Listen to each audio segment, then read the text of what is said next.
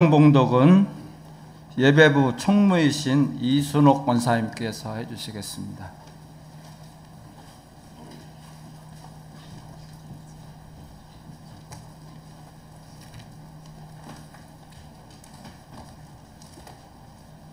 전도서 3장의 1절에서 15절 말씀입니다.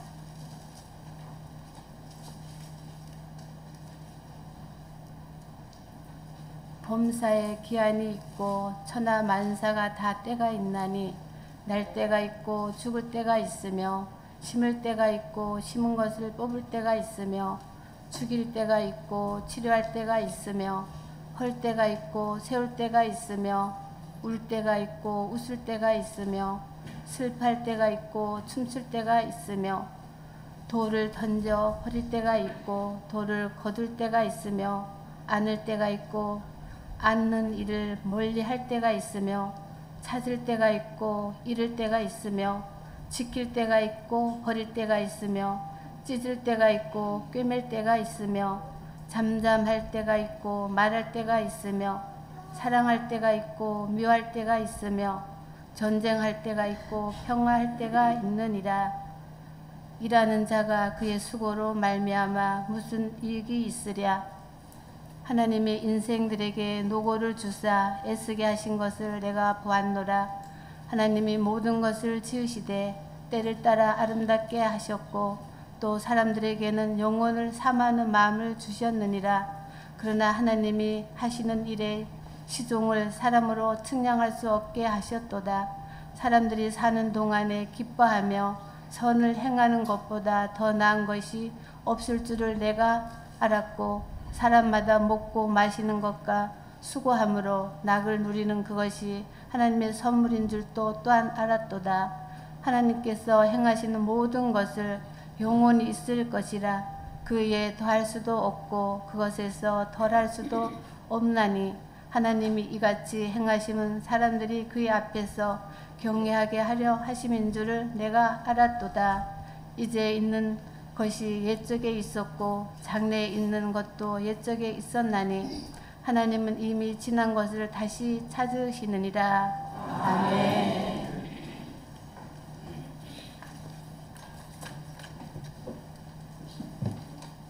할렐루야 찬양대 찬양이 있겠습니다.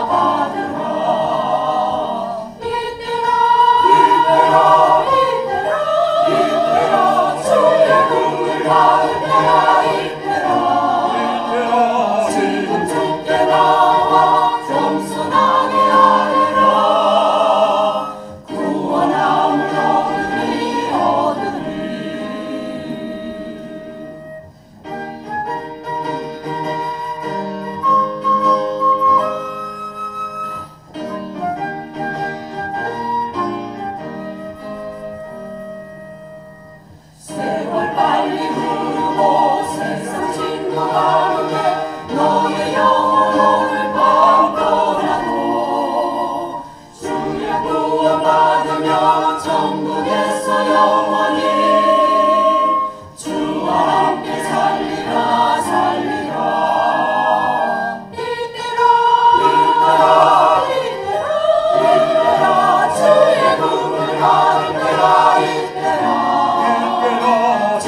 주께 나와 겸손하게 아뢰라. 구원함을 얻으리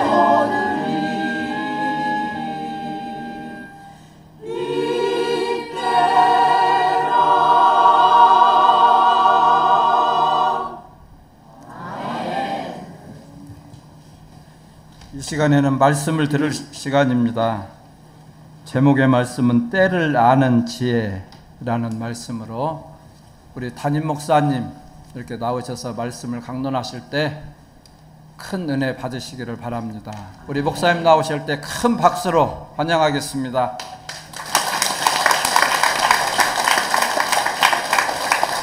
감사합니다. 박수까지 받네요. 오늘은 2024년 상반기 마지막 주일입니다. 세월이 참 빠른 것 같아요. 옛날 어르신들이 참 세월이 왜 이렇게 빠르다 했더니 그때는 이해가 잘 안 갔습니다. 근데 지금 좀 이해가 간 것 같아요. 그러다 보니까 저도 나이를 좀 먹었다는 것 같아요. 오늘은 지난 시간들을 돌이켜보면서 참 보람 있는 일도 있었겠고 좀 아쉬운 일도 있을 거예요. 올 한 해 반년 살고 나서도 마찬가지일 겁니다. 좀 보람 있는 뭔가 성취감 있는 일도 있었겠고 또 조금 아쉬운 일도 있었겠지만은 그런데 문제는 아쉬운 일이 거듭 반복되는 것은 문제예요. 우리가 늘 후회하는 삶을 사는 이유는 하나님의 백성으로의 삶을 살지 못하기 때문에 후회해요.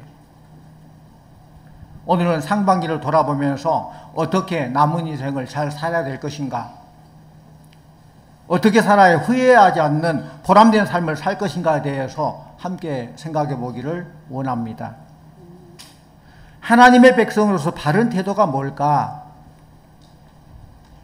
내 인생의 주인은 내가 아니라 하나님이라는 거예요. 인정하지 않으신가 봐요. 내 인생의 주인은 내 마음대로 내 뜻대로 내가 어떤 목표를 세우고 내가 하는 게 아니라 하나님이 내 인생의 주인이라는 것을 믿으시기를 바랍니다. 우리 늘 내 인생은 내 것이므로 내 마음대로 한다고 그런 생활을 하려고 하지만은 실제로 내 인생의 주인은 하나님이시란 거예요. 하나님이 나를 창조하셨고 하나님의 뜻대로 나를 이 땅에 보내셨습니다. 그러므로 우리가 보람 있는 인생을 사는 비결은 하나님의 뜻대로 나 인생의 주인이신 하나님의 뜻대로 하나님 의도대로 사는 것입니다. 오늘 말씀을 통해서 하나님이 허락하신 이 때를 어떻게 살아야 할지 이때라 주의 긍휼함을 받을 때가 이때라 찬양했지만은 이때 우리가 어떤 삶을 살아야 될지를 한번 생각하면서 은혜 받기를 원합니다. 오늘 말씀해 보면은 2절에서 8절까지 보면은 때가 나와요. 무슨 때가 그렇게 많은지 한 절마다 4개 때가 나오니까 모두 28가지 때가 나와요. 무슨 때다 무슨 때다. 여기서 때라는 것은 정한 시간, 적절한 때를 말해요. 정한 시간, 적절한 때, 기회. 인생에는 모든 것이 정한 때가 있고 각자의 삶 속에도 적절한 때가 있다는 것입니다. 이 28가지의 때를 구분해 보면은 분명히 나눠져요. 14개는 긍정적인 부분의 때, 14개는 부정적인 때에 대해서 기록하고 있어요. 그러니까 인생이 바로 살아가면서 긍정적인 때도 있고 부정적인 때도 있다는 거예요. 모두가 다 긍정적이고 모두가 다 부정적은 아니라는 거예요. 인생은 좋은 때와 어려운 때가 계속적으로 교차된다는 것을 말하고 있어요. 사실 우리는 삶을 살아가며 좋은 일만 있기를 바라지만은 사실 그렇지 않을 때도 많이 경험하잖아요. 그러나 우리가 분명히 알 것은 하나님은 모든 것을 지으시되 때를 따라 아름답게 지으셨다는 거예요. 비록 우리가 지금 당한 이 상황 때가 부정적인 때라 할지라도 이 때를 잘 활용하면 이 때가 긍정적인 때로 바뀌어지는 거예요. 우리 눈으로 볼 때는 부정적인 것조차도 하나님이 모든 것을 합력하여 선을 이루게 하실 것을 믿습니다. 그게 믿음의 성도의 하나님께서 주신 기회를 받아들이는 태도예요. 그렇다면 이러한 인생을 우리는 어떻게 살아야 할 것인가? 하나님 허락하신 때를 어떤 자세로 살아야 될 것인가? 어떻게 살아야만 후회 없는 인생을 살 수 있을까요? 첫째로는 최선을 다하는 삶을 살아야 되는 것입니다. 우리 13절 말씀을 다시 같이 보기로 합니다. 13절. 사람마다 먹고 마시는 것과 수고함으로 낙을 누리는 그것이 하나님의 선물인 줄도 또한 알았도다. 아멘. 우리가 할 수 있는 것은 모든 상황 가운데서 최선을 다하는 것입니다. 역사를 보면은 역사는 현재만 있는 거 아니죠? 과거가 있고 현재가 있고 미래가 있어요. 이것이 합쳐서 역사가 되는 거예요. 그런데 과거는 이미 지나가 버린 거죠. 어떻게 할 수 없어요. 그리고 미래는 아직 오지 않은 거예요. 오직 현재만 나에게 주어진 시간이에요. 그렇기 때문에 주어진 현재가 곧 하나님께서 나에게 주시는 선물인 줄 알고 이 현재 최선을 다하자는 것이죠. 현재 최선을 다해서 공부하고, 현재 최선을 다해서 충성하고, 현재 최선을 다해서 올바로 살아가는 것이 곧 우리가 해야 될 태도라는 것입니다. 현재의 삶에 최선을 다하려면 무엇보다 자족하는 감사가 있어야 돼요. 어떤 사람은 여름에는 더워 죽겠다, 빨리 겨울이 오면 좋겠다. 겨울에는 아이고 추워 죽겠다, 빨리 여름이 오면 좋겠다. 그런 생각으로 살면 범사가 다 불평해요. 그렇죠?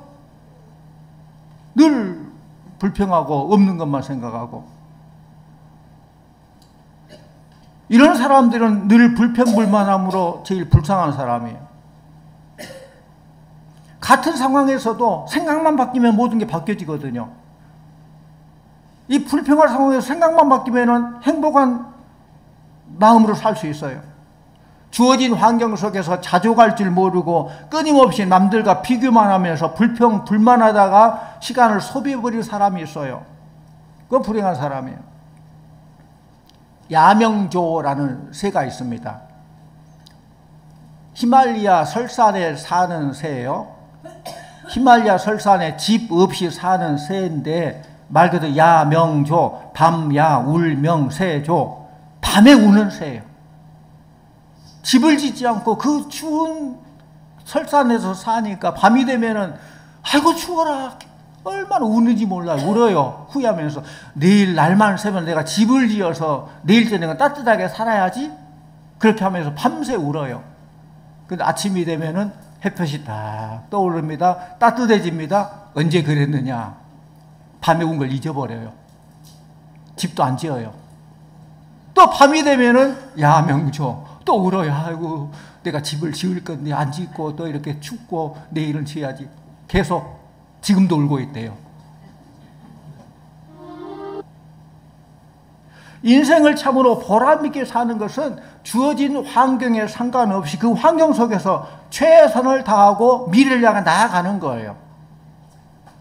우리의 삶에 어떤 일이 벌어진다 할지라도 그 일은 우연이 아니라 하나님의 뜻 안에서 주어진 것임을 명심할 때에 그것조차도 합력하여 선을 이루고 또 이 모든 불평, 불만할 그런 조건조차도 합력을 하나님께 감사할 수 있는 축복된 그런 상황이 될 줄로 믿습니다. 어떤 사람은 너무 과거에만 집착하는 사람이 있어요. 과거에만. 주로 나이 드신 분들이 많이 그래요. 그래서 과거에만 집착하다 보면은 한때 내가 잘 나갔던 때, 한때 내 사업이 번창하고 성공했을 때, 그때만을 생각하면서 늘 대화 속에도 내가 왕년에는 그랬었지? 왕년의 말을 많이 쓴 사람은 주로 과거에 집착한 사람이에요. 지금 현재보다는 과거를 얘기해요. 현실을 외면합니다. 또 혹 반대로 과거에 힘들고 어려움이 많은 사람은 내가 운이 없어서 그렇게 했었다. 그 과거에 실패한 것이 마음을 사로잡아가지고 꼼짝 못하게 만들고 그 실패의 경험 때문에 앞으로 나아가는 것까지 방해하는 그 과거에 집착하다 보면 성공해서도 문제고 실패해서 문제예요. 성공 때문에 현실을 외면하고 실패 때문에 앞으로 용기 있게 일어서서 나가지도 못하고 그런 상황이에요. 지나치게 과거에 집착하면은, 과거에만 그리워하면은 발전이 없는 것입니다. 또 어떤 사람은 지나치게 미래에만 뜻을 두고 사는 사람이 있어요.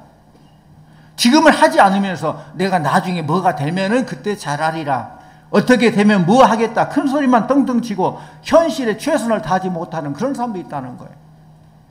현실을 외면한 미래주의자들. 우리가 미래의 꿈을 가지고 살아야지만은 중요한 것은 너무 미래에만 집착하다 보면은 현실을 도피할 우려가 있는 것입니다. 하나님께서는 우리에게 지금 주어진 현재의 삶에 최선을 다하라고 말씀하십니다. 우리 하나님 어떤 하나님이셔요? 과거의 하나님이시기도 하고 또 미래의 하나님이시기도 해요. 그러나 더 중요한 것은 지금 현재 나의 하나님이신 줄로 믿습니다. 과거 성경에서만 역사하시고 그때는 그랬다. 근데 지금 하나님 어떤 하나님? 앞으로 어떨 것이다. 지금 나는 어떤 한다는 것. 지금도 나를 사랑하시고 함께 하시고 인도하시는 임마누엘 하나님을 믿으시기를 바랍니다. 현재의 최선을 다하는 삶이야말로 후회 없는 인생이 된다는 것입니다. 그런데 우리가 최선을 다해 살려고 해도 우리를 방해한 것들이 있어. 그 뭐냐? 폭풍과 같은 환란, 태풍 같은 환란이 우리의 삶을 방해해요. 열심히 살려고 하는데 태풍 같은 어려움에 부딪히면은 좌절하게 만들고 낙심하게 만듭니다.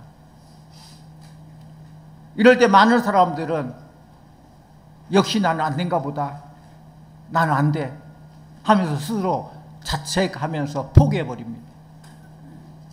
그러나 사실 인생에 있어서 때때로 부르닥치는 태풍은 당장 그로 인해서 피해는 입은 것 같지만은 오히려 그것 때문에 우리 인생이 유익하게 된 경우가 많다는 거예요. 실제로 바다에 태풍이 불어닥치면은, 풍랑이 불어닥치면은 바다가 난리가 나죠. 뒤집어지고. 그런데 그 태풍, 풍랑 때문에 바다가 썩지 않는다고 그래요. 그것 때문에. 태풍이 바다 깊숙이까지 흔들어 놓아서 모든 오염물, 기름때 같은 것을 다 사라지게 만들고 썩는 것을 방지해 준다고 그래요. 태풍이 한번 지나가면은 바람에 황사 같은 오염물질이 날아가 버립니다. 그렇기 때문에 태풍이 한번 불고 나면은 아주 하늘이 맑아서 멀리까지도 바라볼 수 있도록 선명하게 되는 거예요. 바꾸어 말하면은 태풍은 우리를 보호하기 위한 하나님의 놀라운 섭리라는 거예요. 마찬가지로 인생에 있어서 태풍은 우리 영혼이 썩지 않도록 하는 역할을 한다는 것입니다. 태풍이 한번 불어닥치면은 나태하고 태만했던 그런 마음이 긴장을 하게 되죠. 아이고, 안 되겠다. 정신 차리자. 영적 생활에 소홀하고 나태했던 삶이 하나님 말씀에 귀를 기울이게 되고 그 앞에 무릎을 꿇는 삶으로 변화되게 됩니다. 우리들은 모든 일이 형통하게 될 때에도 자만하지 말고 하나님의 은혜에 감사하면서 최선을 다하는 삶을 살아야 되겠지만은 어려운 상황에 직면해 있어도 좌절하거나 의기소침하거나 불평불만 늘지 말고 왜 그런 상황이 내게 허락했는지 깊이 생각하여서 이 풍랑 이 나라에 더 빨리 갑니다. 오히려 합력할 선을 주시는 주님을 체험하시기를 바랍니다. 우리 찬송가 373장에 나오잖아요. 큰 물결 일어나 나 쉬지 못하나 이 풍랑으로 인하여 더 빨리 갑니다. 오히려 풍랑 때문에 그 풍랑으로 인해서 오히려 인생이 풍성해지고 더 깊은 인생으로 바뀌어지게 된다는 거예요. 우리 전도서 7장 14절 말씀을 함께 보기로 합니다. 전도서 7장 14절 우리 화면 보고 같이 봅니다. 형통한 날에는 기뻐하고 공고한 날에는 되돌아보아라. 이 두 가지를 하나님이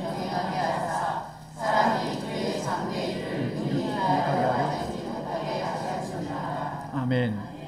그렇습니다.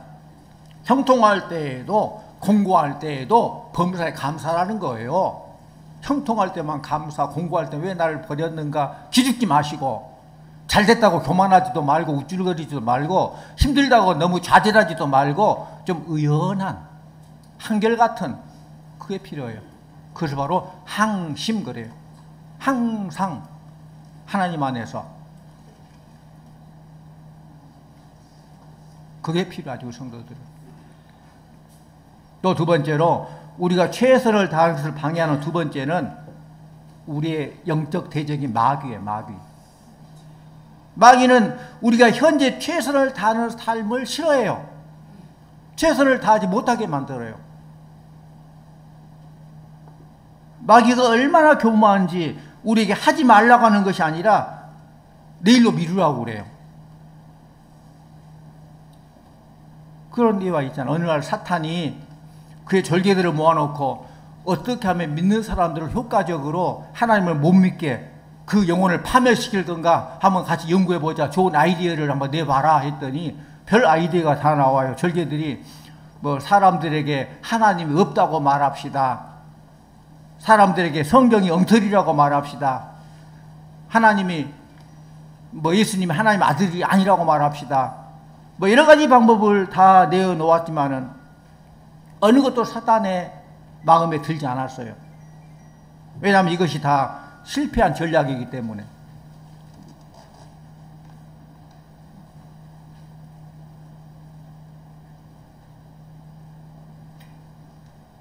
근데 한 절개가 새로운 의견을 냈습니다.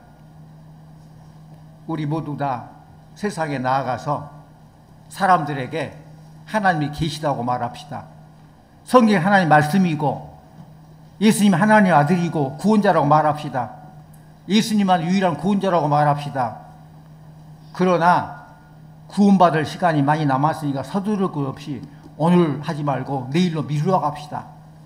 그런데 그 의견이 최고 아이디어로 채택됐다는 거예요.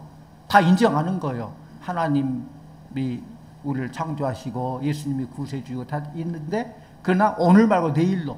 결국 그래서 사단은 우리의 귀 속에 아주 달콤한 소리로 속삭입니다. 오늘 바쁘니까 내일 기도해. 오늘만 날이야? 내일부터 성경 읽어. 내일 전도해. 오늘 할 일을 내일 해.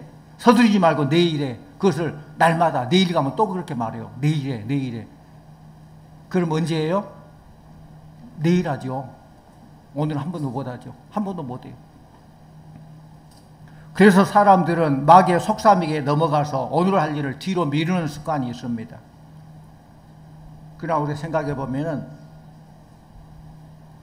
확실한 내일은 내 것이 아니에요. 내일이 내 것이라고 보장할 수 없어요. 지금만이 나의 시간입니다. 내일로 미루는 것은 마귀의 달콤한 유혹에 넘어가는 것입니다. 내일이 나의 시간이라고 말할 수 있는 사람은 한 사람도 없습니다. 오직 하나님만이 내일을 보장해 주시죠. 그 날마다 사는 거 우리는 날마다 하나님 또 오늘 또 새날 주시고 내 생명 주셨군요. 오늘 또 최선을 다하는 거고 또 내일 기회 주면 또 내일 또 최선을 다하는 거고 날마다 현재의 삶에 최선을 다하는 거예요. 그것이 곧 내일을 잘 준비하는 삶이라는 거예요. 오늘 주어진 시간, 주어진 일에 최선을 다할 때 후회 없는 삶을 살게 될 것입니다.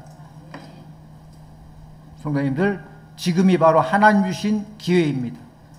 오늘 최선을 다하시 바랍니다. 내일은 여러분의 시간이 아닐 수 있어요. 후회 없는 삶을 살기를 축원합니다. 하나님의 때를 살아가는 삶의 자세는 바로 정직한 삶을 사는 거예요. 우리 12절 말씀 같이 봅니다. 12절 사람들이 사는 동안에 기뻐하며 선을 행하는 것보다 더 나은 것이 없는 줄을 내가 알았고. 예. 전도서 기자는 사람에게 가장 보람된 삶은 기쁨으로 선을 행하는 것이란 거예요. 선을 행한다는 것은 하나님의 의를 행하며 도의적 신앙적으로 정직한 삶을 사는 것을 말합니다. 여러분 들어보셨을 거예요. 영국 격언에 하루를 행복하게 살고 싶으면 이발을 하라. 일주일을 행복하게 살고 싶으면 결혼을 하라. 한 달 동안 행복하게 살고 싶으면 말을 사라. 1년 동안 행복하게 살고 싶으면 새 집을 사라. 그러나 일평생 행복하게 살고 싶으면 정직한 사람이 되라 라는 격언이 있습니다. 물론 뭐 동의하지 않을 수 있지만은 그 의미는 알겠죠. 무슨 말인지 알 거예요. 인생의 참된 행복은 돈이나 권력이나 명예로 되는 것이 아니라 정직한 삶을 살 때 얻을 수 있다는 것입니다. 어느 통계 보니까 우리나라 사람들은 보편적으로 부정적인 것에 좀 관용하는 그런 것이 있어요. 거짓말은 말 그대로 거짓말인데 거짓말에도 다양한 거짓말이 있대요. 뭐 하얀 거짓말, 뭐 새카만 거짓말, 거짓말에 무슨 색깔이 있는지 그런 거짓말을 막 한다고. 어떻든 다른 사람에게 피해만 입히지 않으면은 조금 거짓말도 상관없다라는 그런 생각들이 머릿속에 있다는 거예요. 통계에 따르면 보통 직장인들이 8분에 한 번에 거짓말 한다고 그래요. 8분만에 한 번. 거짓말을 엄청나게 많이 하죠. 이게 다 하니까 우리도 좀 해도 되겠지 그런 말을 하는 거 아니에요? 직장에서 일하면서 사실이 아닌 여러 가지 거짓말을 한다는 거예요. 누구를 해롭게 하는 거짓말만이 아니라 인사치레 속에서 거짓말을 쉽게 할 수 있는 거예요. 그래 전화할게. 그 다음에 한번 밥 먹자. 그 전화도 안 하고 밥도 안 먹고. 그러니까 인사치레 속에서 한 거짓말이 그것도. 하나님 보시기에는 그건 거짓말은 다 거짓말이죠. 무슨 하얀 거짓말, 새카만 거짓말이 따로 있어요. 물론 우리가 이 부정직한 세상 속에서 사는 것 결코 쉬운 일이 아니죠. 우리 성도들이 예를 들어서 100명 중에서 99명이 다 거짓말하는데 나 혼자 정직을 말한다는 거 쉽겠습니까? 그런 상황에 처하면 보통은 다 뭐 좋은 게 좋은 거지 현실과 타협하려고 할 겁니다. 하나님 상황이 이러니까 아시죠? 한 번만 좀 넘어가 주세요. 적당하게 부정직과 동참해 버릴 겁니다. 정직을 말하는 것이 어려운 일이지만은 용기를 내어서 정직을 말하게 되면은 당장에는 그로 인해서 불이익을 받을 수 있을지 모르지만은 하나님께서는 반드시 다 갚아 주실 줄로 믿습니다. 그게 우리 성도의 정직함이에요. 정직이야말로 하나님의 때를 사랑하는 사람으로서 가져야 될 태도라는 거예요. 또 세 번째로 하나님의 때를 살아가는 자세 세 번째는 영원한 삶을 사모하며 사는 것입니다. 11절 같이 보십시다. 11절 하나님이 모든 것을 지으시되 때를 따라 아름답게 하셨고 또 사람들에게 영혼을 사모하는 마음을 주셨느니라. 그러나 하나님이 하시는 일의 시종을 사람으로 측량할 수 없게 하셨도다. 아멘. 사람은 누구나 영혼을 그리워합니다. 영원한 삶을 살기를 원해요. 하나님의 사람에게 영혼을 사모하는 마음을 심어 놓았기 때문에 다 영혼을 사모한다는 거예요. 바다 거북이가 산란기가 되면은 육지로 올라와서 바다에서 한 100m쯤 떨어진 모래사장이나 숲을 밑에다가 알을 낳게 됩니다. 바다 거북이가 그래요. 근데 거북이는 알을 낳고 모래를 파가지고 알을 낳고 모래를 잘 덮어요. 근데 어느 정도 시간이 지나면 참 신기하게도 알을 낳은 그 순서대로 부화가 되어서 조그만 거북이가 모래를 헤집고 올라옵니다. 그래서 누가 가르쳐 주다는데 하나같이 바다를 향해서 막 가요. 바다를 향해서.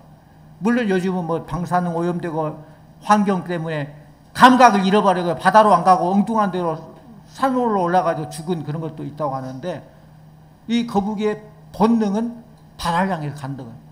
물론 바다에서 물냄새가 나서 그러는지 아니면 그렇게 바다로 갈 수 있는 DNA를 하나님께 주셔서 그렇게 가는지는 모르겠지만은 그 본능으로 가는 거예요. 필사적으로 달려서 결국 안식처에 바다에 도달하면은 거기서 산 거예요.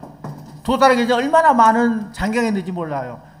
모래톱이 있으면 올라가다가 떨어지고 힘이 없어서 보트에서 지치면 죽을 수도 있고 또 막 가는 중에 새들이 타키시대에서 잡혀 먹을 수도 있고 많은 것도 있지만은 그러나 그걸 무사히 지나면은 바다로 가게 된 거예요. 하나님께서는 거북이에도 본능적으로 바다를 향해 달리는 그런 마음을 주셨습니다. 이 바다 거북이가 바다를 향해 달려가듯이 하나님은 우리 인간에게 영혼을 사모하는 하나님 나라를 그리워하며 하나님 나라에 가게 하는 그런 마음을 주셨다는 거예요. 그래서 인간은 이 땅에 살면서도 언제나 영원한 세상을 소망하며 내일에 대한 기대와 꿈을 가지고 살아갑니다. 현재의 삶에 최선을 다하고 정직하게 살아야 될 이유가 바로 우리는 이 땅의 삶이 전부가 아니라 영원한 존재이기 때문에, 이 세상에서 끝나는 삶이 아니라 영원한 하나님 나라에까지 연결되기 때문입니다. 사실 우리에게 주어진 시간이 엄청나게 긴 것 같지만은 영혼 속에서 바라볼 때는 아주 짧아요. 여러분 개인의 삶도 마찬가지일 거예요. 여러분이 지금 얼마나 사셨습니까? 또 얼마 정도 남았다고 예상합니까? 물론 내일은 내 것이 아니라고 했어요. 그렇지만 일반적으로 볼 때 내가 몇 년도 살겠다. 90세라 하면 내가 90세 될 때까지 몇 년 남았다. 물론 개인은 다 다릅니다. 뭔가 뭐 질병도 있고 사건 사고도 있고 별 것이 다 있지만은, 그러나 우리가 그걸 생각해 볼 수 있죠.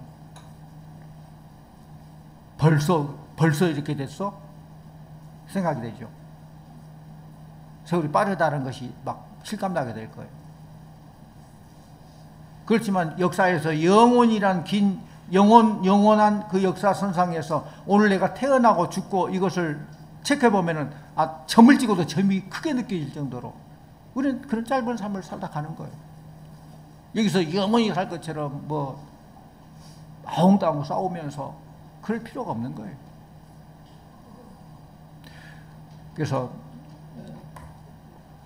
사실 우리에게 주어진 이 시간이 짧다는 걸 알고 현실의 사소한 일에 얽매여 미래로 나아가지 못할 때가 얼마나 많이 있는데, 자신의 유익을 위해서 부정직한 삶의 태도를 가지고 살 때가 얼마나 많이 있는데, 우리는 영혼을 바라보며 이 영혼을 준비하는 삶이야말로 우리에게로 참된 인생의 가치를 깨닫게 줄 것이고 바른 자세를 가지고 살게 하는 원동력이 되는 줄로 믿습니다. 우리 말씀 한 구절 봅니다. 고린도후서 4장 18절 말씀. 고린도후서 4장 18절 말씀 같이 봅니다. 우리가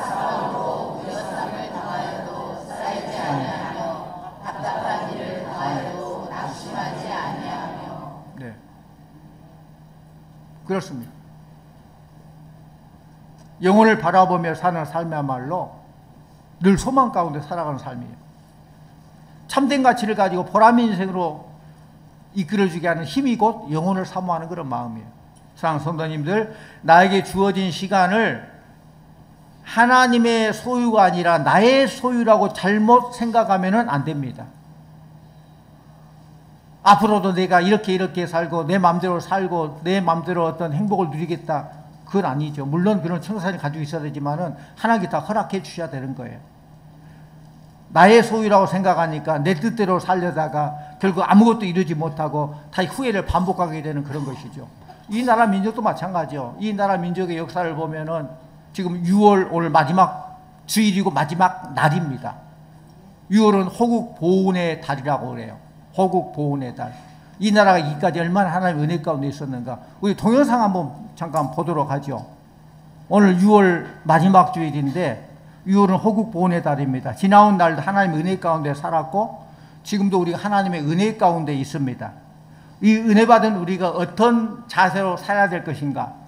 여러분, 제가 잘 몰랐던 것이 동영상을 지금 보게 되는데 한번 켜주세요. 동영상 보도록 하십시다.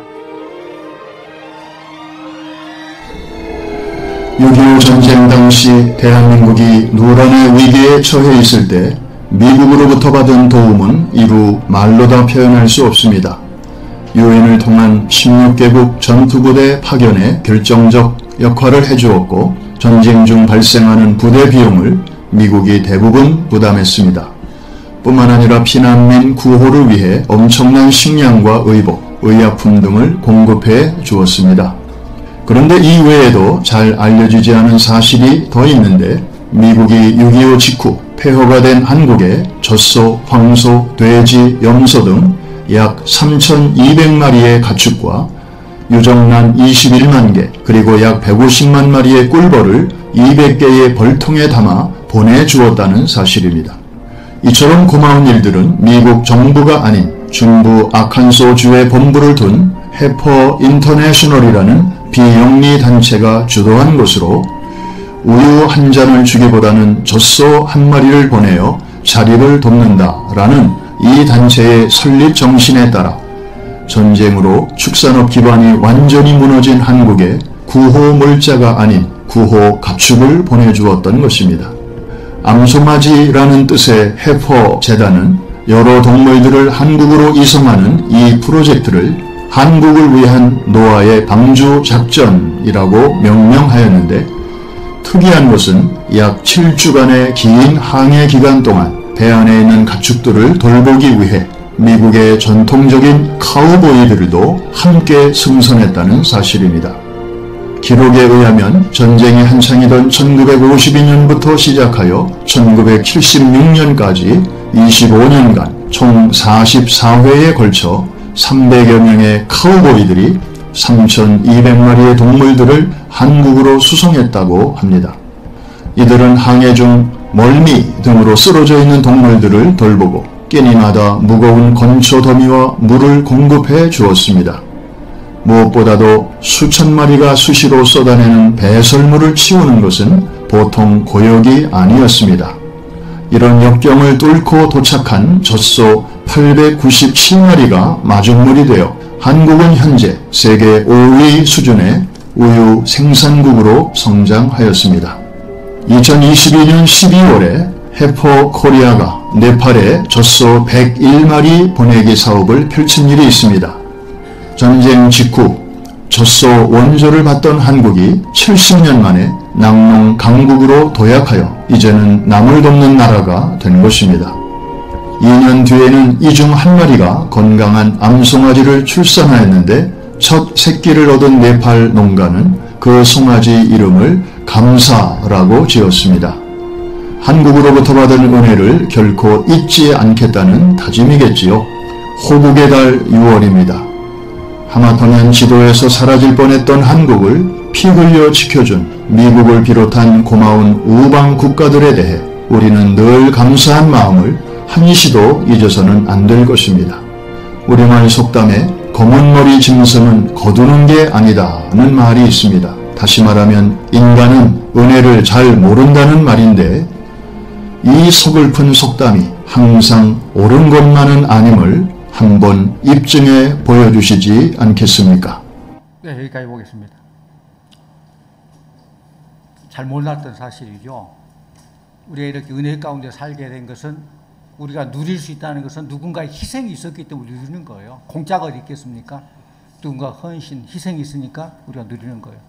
마찬가지 우리도 그런 사랑을 받았고 사랑에 빚진 자이기 때문에 잘해야 돼요. 정말로 잘해야 돼요.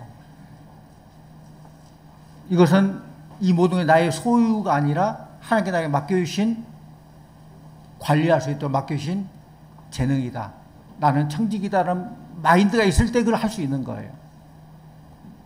이제 나의 삶에 나의 소유가 아니라 나의 삶이 하나님의 소유임을 깨닫고 나는 하나님의 것을 맡아서 하나님 뜻을 이루는 청지기로서 현재 최선을 다하는 삶을 살겠다는 그런 다짐이 있으시기를 바랍니다. 이런 자세로 주어진 삶을 살아갈 때 우리 인생에는 과거 내 뜻대로 살자고 했을 때 가질 수 없었던 그런 만족감과 보람과 기쁨을 맛보는 인생으로 변화될 것입니다.